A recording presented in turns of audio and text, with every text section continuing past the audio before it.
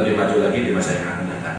Nah, karena IHSG itu sendiri bursa secara keseluruhan dan perusahaan-perusahaan yang ada di seluruh Indonesia juga masih dalam tahap pertumbuhan untuk menjadi perusahaan yang mudah-mudahan menjadi, mungkin Telkom menjadi perusahaan kelas dunia, Bank Mandiri juga jadi bank yang sebesar Bank of America atau misalnya apalagi Astra juga menjadi konglomerasi seperti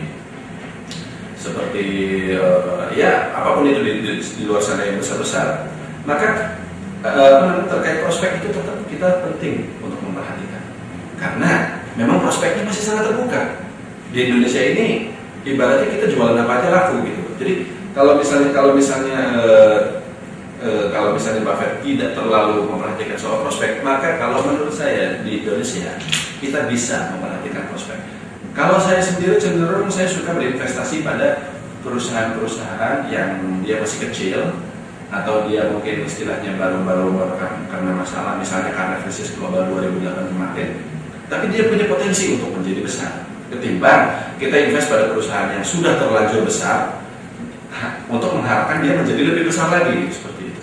Mungkin contohnya seperti yang tadi saya sudah sebutkan, Sheryl Brockman. Sekarang dia dianggap sebagai blue chip karena kapitalisasinya besar, perusahaannya sendiri pun besar. Tapi dulu Bapak Ibu sekalian, ketika Sheryl Brockman ini harga sahamnya masih di bawah Rp1.000, di bawah bahkan Rp100, ya tidak banyak orang yang melirik Sheryl Brockman ini karena ketika itu dia masih kecil. Nah, itulah Sheryl Brockman sekarang dia mungkin sudah terlalu besar, tapi tugas kita sebagai investor adalah kita harus bisa menemukan saham dari perusahaan-perusahaan tertentu yang dia masih kecil, dia masih mungkin asetnya masih 1-2 triliun, tapi dia punya potensi untuk menjadi besar suatu hari nanti. Hanya memang tugas ini tidak mudah, dan menemukan perusahaan seperti ini juga sangat tidak mudah. Tapi ya kalau misalnya kita memang ada gitu ya, kalau memang ada perusahaan seperti itu, maka kita jangan sampai ketinggalan untuk untuk membeli sahamnya gitu. Jangan sampai kita nggak beli sahamnya gitu. Seperti itu. Jadi kita tetap mempertimbangkan terkait prospek sebuah perusahaan, tapi dengan tetap itu tadi melihat kinerja perusahaan di masa lalu apakah bagus atau tidak. Nah, kemudian terkait nomor 3 adalah masalah hutang perusahaan. Ya, seiring dengan memang perusahaan-perusahaan di Amerika sana sudah mature, sudah besar, maka modal mereka pun sudah cukup besar. Tapi di sini banyak perusahaan-perusahaan kecil yang mungkin sebenarnya memang nggak kecil-kecil banget, tapi ya dia masih berpeluang untuk tumbuh lebih besar lagi, dan karenanya dia mungkin butuh hutang untuk berekspansi. Sehingga dalam hal ini, ketika sebuah perusahaan memiliki hutang, itu adalah sesuatu yang masih bisa ditoleransi sepanjang komposisi hutang tersebut masih seimbang dengan komposisi ekuitas perusahaan yang bersangkutan. Jika hutangnya terlalu besar, ya mungkin kita juga tidak bisa membeli sahamnya. Tapi jika masih wajar, yaitu seperti yang tadi saya sebutkan, DER-nya kurang dari 3 kali, syukur-syukur kurang dari 1 kali, maka itu bolehlah kita masih bisa beli sahamnya. Oke. Lalu nomor 4, soal manajemen. Bahkan mengatakan not my damn business. Jadi dia tidak ambil pusing sama sekali soal manajemen. Pokoknya kalau memang saya percaya bahwa Anda bisa mengelola perusahaan dengan bagus, ya sudah selesai. Tapi kita ya mungkin tidak bisa seperti itu ya. Jadi kita harus juga menganalisis profil dan latar belakang dari orang-orang yang kita percaya untuk mengelola uang kita, yaitu para komisaris, direktur, karyawan, dan seterusnya di perusahaan yang kita beli saham, seperti itu. Nah, lalu harga jual. Bapak mengatakan I hate auction, jadi saya tidak mau ikutan lelang. Nah, ya kita bisa mengatakan juga so am I. Jadi saya juga sama, saya juga tidak mau ikutan beli saham yang dilelang. Saya hanya mau beli saham ketika orang-orang tidak mau membeli saham tersebut, sehingga saya bisa membelinya pada harga murah. Kapan itu terjadi? Itu sering terjadi Bapak Ibu sekalian. Market itu setiap beberapa periode sekali, seperti yang saya ucapkan sebelumnya, dia itu tidak selalu dalam periode bullish. Ada periode-periode tertentu di mana IHSG itu turun. Ketika dia udah di bawah, saat itulah ketika saham-saham sudah murah, kita bisa belanja. Itu selalu berulang dari tahun ke tahun, dan akan terus berulang sampai entah kapan. Seperti itu.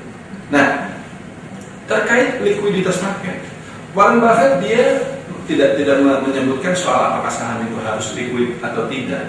Tapi rupanya itu karena memang di Amerika sana likuiditas marketnya sudah sangat luar biasa besar.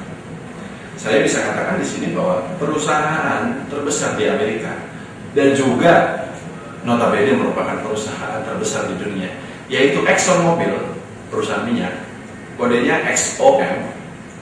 Dia itu dalam satu hari nilai perdagangannya mencapai 1,5 miliar dolar, atau kurang lebih setara dengan, kalau kita bulatkan kursnya menjadi 10.000, setara dengan 15 triliun rupiah satu hari. Nah, sementara, dan itu hanya satu saham saja. Kita belum berbicara soal Bank of America, Chevron, Microsoft, Apple, Facebook, dan lain sebagainya.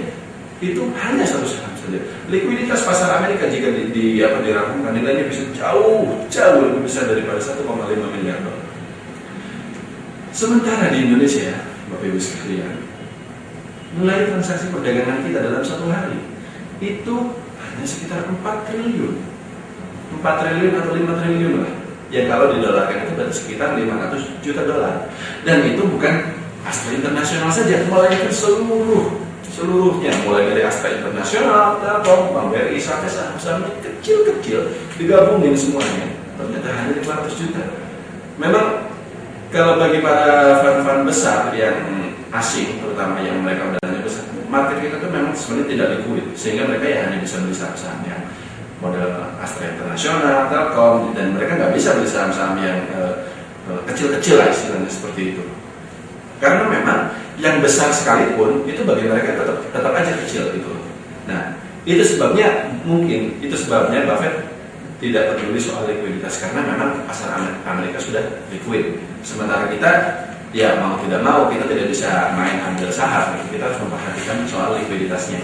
Peraturannya seperti yang tadi saya sebutkan adalah ya minimal 5 miliar rupiah lah dalam satu hari dari perdagangan tersebut. Oke, sekarang kita masuk ke Buffett quotes. Jadi kata-kata yang diucapkan Warren Buffett dalam kaitannya dengan kebijakan dia dalam berinvestasi. Mungkin kita mulainya dari satu rule atau peraturan yang Buffett yang paling terkenal, dan jujur ini filosofis sekali gitu menurut saya gitu. Saya yakin Anda sudah sering mendengarnya itu, mendengar quotes dari Buffett yang satu ini.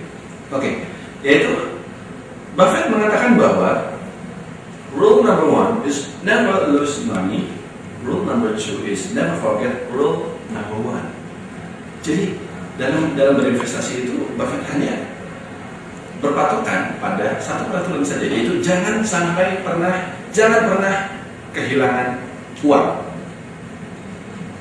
Jangan pernah kehilangan uang. Ketika Anda beli saham, jangan sampai saham Anda itu turun. Dan itu peraturan nomor 1. Dan yang kedua, ya jangan lupa peraturan nomor 1 tadi. Tidak ada peraturan yang lainnya selain 2 peraturan tersebut. Tidak ada peraturan soal, katakanlah Bapak mengatakan bahwa dalam 1 tahun keuntungan yang saya peroleh itu harus sekian gitu. Atau peraturan bahwa saham saya harus naik minimal sekian dalam beberapa waktu gitu. Tidak. Buffett tidak pernah membicarakan soal berapa keuntungan yang bisa diperoleh. Dia hanya berpatokan pada yang penting jangan rugi. Yang penting saham yang saya beli itu tidak turun. Begitu. That's it. Sederhana. Dan kalau misalnya kita terjemahkan, maka dalam berinvestasi, kita sebagai investor itu jangan berpikir soal berapa keuntungan yang bisa kita peroleh. Yang penting nggak rugi. That's it. Nah, mungkin kedengarannya aneh ya Bapak Ibu sekalian. Jadi Buffett ini ya sepertinya dia termasuk orang yang ya tidak pernah peduli dengan katakanlah istilah high return, atau misalnya soal harus bisa saham yang saya pegang itu bisa naik beberapa kali lipat, seperti itu. Tidak. Yang penting malah jangan rugi, itu aja. Tapi kenyataannya justru saham dia terus naik berkali-kali lipat, sehingga dia menjadi orang yang sangat-sangat kaya. Nah, kok bisa gitu loh Bapak Ibu sekalian? Bagaimana sih caranya sebenarnya aplikasi dari peraturan ini? Mungkin sederhananya begini Bapak Ibu. Anda tentu tahu dengan konglomerat lainnya selain Warren Buffett ini yang bernama Bill Gates. pemilik dari Microsoft. Bill Gates ini, beliau juga kaya raya, sama seperti Warren Buffett. Nah, bagaimana cara-cara dia memperoleh kekayaan? Ya, dengan menjual produk-produk dari perusahaannya, yaitu Microsoft. Tapi bagaimana istilahnya? Apakah memang produk-produk yang dia jual itu harganya sangat mahal, gitu, sehingga keuntungan yang dia peroleh menjadi besar? Ternyata tidak, Bapak Ibu sekalian. Bill Gates ini, dia dalam menjual produk-produknya itu, dia prinsipnya cuma satu. Yang penting untung, ada selisihnya. Contohnya Microsoft, dia bikin software katakanlah Microsoft Office yang ada Excel, Word, sama PowerPoint. Modal untuk membuat software tersebut katakanlah habisnya itu sampai ya $5. Maka dijualnya ya yang pada harga yang kira-kira modalnya tersebut tertutupi $6 misalnya atau $7. Nggak perlu dijual sampai $20 seperti itu. Yang penting asal modalnya ketutup dan saya mendapatkan keuntungan. Justru dengan cara seperti itulah Bapak Ibu sekalian, Buffett itu produknya laris di mana-mana karena relatif murah sebenarnya. Dan karena itu pula makanya Buffett kemudian mohon maaf bukan Buffett tapi Bill Gates, dia itu kemudian menjadi seorang yang kaya raya. Jadi dalam hal berinvestasi juga, karena begini Bapak Ibu sekalian, kita punya uang, kita beli saham A misalnya, maka kemungkinannya hanya ada dua kan. Kalau saham itu naik, kalau nggak naik maka dia akan turun. Hanya dua saja kemungkinan itu. Kalau misalnya kita beli di harga Rp1.000 misalnya saham A ini, dia naik ke 1.200 misalnya, atau dia naik ke 1.400, atau dia naik ke 1.600, 2.000 dan seterusnya. Ya itu naik gitu. Kita berarti dapat untung gitu loh. Bukan soal keuntungannya berapa, tapi kita dapat untung.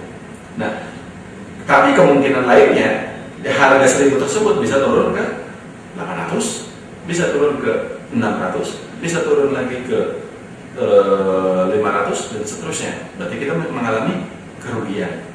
Nah, kalau kita menerapkan peraturan Buffett ini, yaitu jangan sampai kita mengalami kerugian, maka otomatis kemungkinan kerugian itu kan tertutup.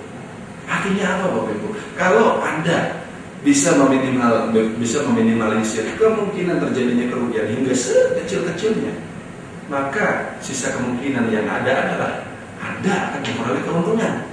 Bukan masalah berapa keuntungan yang Anda peroleh, tapi Anda sudah kalau dikatakan tidak mungkin, enggak juga ya, karena sehebat apapun kita dalam meminimalisir risiko kerugian itu tetap ada. Tapi kalau misalnya kita bisa meminimalisir risiko itu hingga sekecil-kecilnya, dan itulah yang dilakukan Warren Buffett dalam berinvestasi, maka ketika kita punya harga saham seharga 1.000, yang mungkin itu hanya dia naik, kemungkinan turunnya itu hampir tidak ada, karena kita menerapkan peraturan tadi, jangan sampai rugi. Seperti itu. Jadi sekali lagi Bapak Ibu sekalian, Buffett dia tidak pernah fokus pada upaya untuk memperbesar keuntungannya hingga sebesar-besarnya. Yang dia lakukan adalah memperkecil risiko terjadinya kerugian hingga sekecil-kecilnya. Dia lebih memilih untuk tidak membeli saham yang menurut dia berisiko daripada dia memaksakan untuk membeli saham tersebut dan kemudian saham itu ternyata beneran jatuh gitu. Kalau misalnya dia beli saham A karena dia khawatir saham itu akan jatuh dan ternyata dia malah naik saham A ini, ya it's no problem gitu kan. Oke, saya nggak untung, tapi saya juga kan yang penting nggak rugi. Jadi dia tidak melanggar rule number 1-nya tadi, yaitu never lose money. Mungkin pertanyaannya sekarang adalah, ya bagaimana sih caranya meminimalisir risiko?